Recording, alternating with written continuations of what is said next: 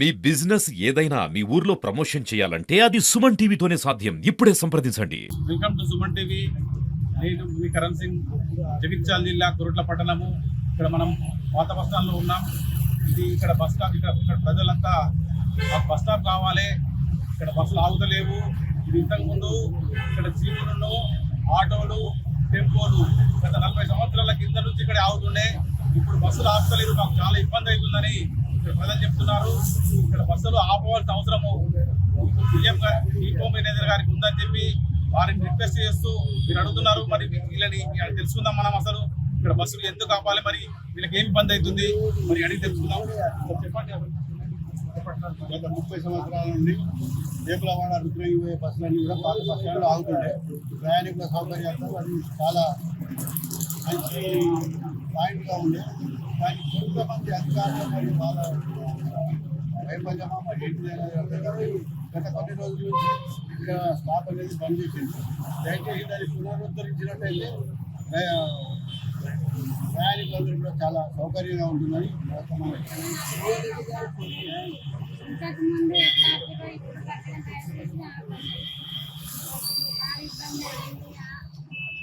భోజనం పడికి నడుచుకోవాలంటే కొత్త బస్సులు నడుచుకోవాలంటే ఇంతకుముందు ఎట్లా ఉందని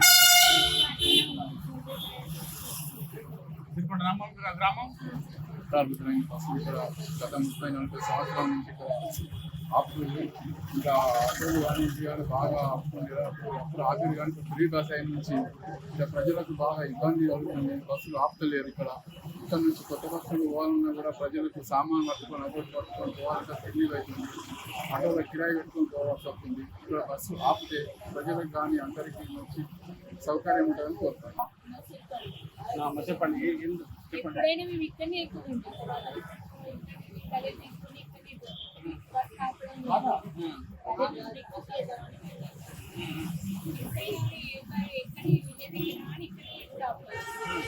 ఎందుకమ్మా మరి కొత్త బస్ స్టాండ్ ఎందుకు అక్కడ బస్సు ఆపుతారు కదా?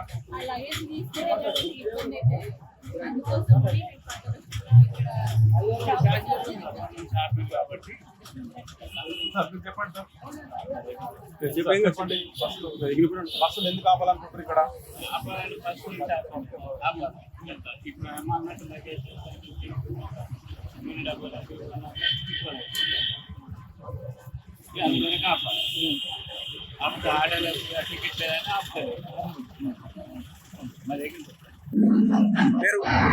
పేరు సోమశేఖర్ శ్రీపతి. దాదాపు మేము ఇక్కడ షాప్ పెట్టి 1977. అప్పటి నుండి ప్రతి సర్వీస్ కానీ ప్రతి ఒక ఏరియాలో నా గంగారెడ్డి సర్వీస్ అని ఒకటి ఉండే. అప్పటి నుండి ప్రతి బస్ స్టాప్ ఇక్కడే. ఎవరు బస్ స్టాండ్లో కొత్త బస్ స్టాండ్ దిగినా కానీ పాత బస్ స్టాండ్ అని చెప్పి ఇక్కడికి వచ్చి ఎక్కేవాళ్ళు. ప్రస్తుతము డిపో మేనేజర్ నిర్లక్ష్యం వల్లనే ఇక్కడ బస్సులు ఆపడం జరుగుతున్నాయి. చాలాసార్లు ఎమ్మెల్యే వారు ఎన్నిసార్లు వాళ్ళకు ఫోన్ చేసి చెప్పారు. వచ్చిన తర్వాత మేము బస్సులు ఆపుతామని మేము కూడా డిపోకి వెళ్ళాము. డిపోకి వెళ్ళి మాట్లాడడం జరిగింది. ఖచ్చితంగా కంట్రోల్ గారు వచ్చి చూశారు. ఆల్రెడీ ఇక్కడ ఆపుతామని చెప్పారు. అయితే గతంలో బస్సులు ప్రభుత్వం ఉండే డ్రైవర్లు కూడా ప్రభుత్వం డ్రైవర్లు ఉండేవాళ్ళు. ప్రస్తుతానికి బస్సులు ప్రైవేట్ ఉన్నాయి, డ్రైవర్లు కూడా ప్రైవేట్ ఉన్నారు. వాళ్ళు కూడా ప్రైవేట్ డ్రైవర్లు ఇష్టారాజ్యంగా బస్సులు నడుపుతున్నారు. వాళ్ళు ఇష్టం వచ్చి ఆపుతున్నారు, వాళ్ళ ఇష్టం దింపుతున్నారు, వెళ్ళిపోతున్నారు. మేము డిపో నుంచి కోరేది ఒకటే, మా ఈ వేములవాడ బస్ స్టాప్కు పూర్వ వైభవం కావాలి, తేవాలి, మీరు సహకరించాలని మేము కోరుతున్నాం.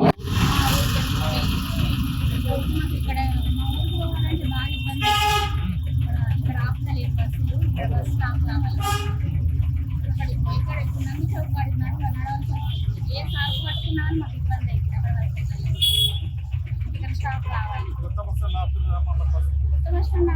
ఇక్కడే ఉంటారు. ఇక్కడ నుండి ఏ సామాన్ ఆటో వాళ్ళు ఏమైనా పైసలు వస్తున్నారా?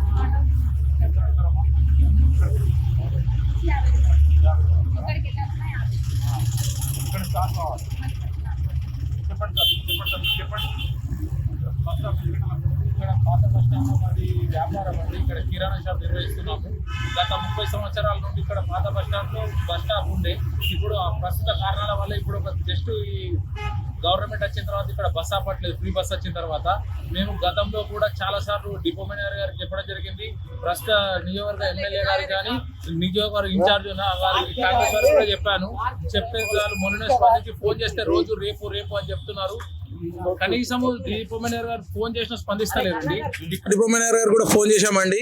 నిన్న కూడా ఎమ్మెల్యే గారికి ఇన్ఛార్జ్ గారికి చెప్తే చెప్పాము చేస్తామని చెప్తున్నారు, కానీ ఎవరు కూడా వారు డిపో మేనేజర్ స్పందిస్తలేదు. ఇక్కడ ఏంటంటే ఇళ్ళ నుండి ఉంది, ఇక్కడ మా వ్యాపారం కూడా నడవట్లేదు.